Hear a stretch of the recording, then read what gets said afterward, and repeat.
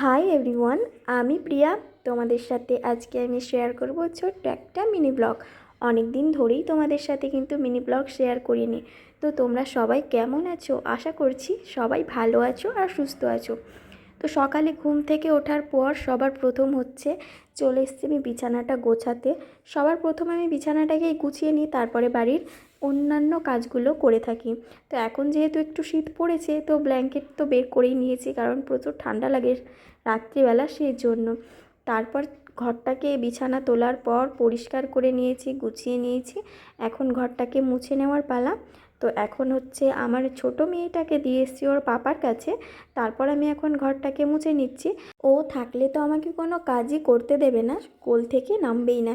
এই জন্য কিছু সময়ের জন্য ওর পাপার কাছে দিয়ে আসি। অন্যান্য কাজগুলো তো ওকে নিয়ে করতে পারি, কিন্তু ঘর মোছা আর কাপড় কাচাটা ওকে নিয়ে একদম সম্ভবই হয় না। তো এই দুটো কাজ যখন আমি করি তখন ওর পাপার কাছে ওকে দিয়ে আসি।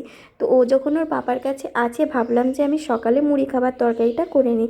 আলু ভেজে নেওয়ার পর স্নান করে ঠাকুরকে পুজো দিয়ে চলে এসেছিলাম কিন্তু দোকানে, যেখানে আমার সোনা দেখো অলরেডি আগে থেকেই চলে এসছে। তো আমার সোনা খেলা করছে, ওর পাপার জন্য খাবার নিয়ে আসলাম আর আমিও দোকানের পুজো করে নিলাম। আর এই যে দেখো বরমশাইও চলে আসলো দোকানে। তো অবশ্যই জানাবে যে এই ভিডিওটা কেমন লাগলো। চলো সবাইকে টাটা।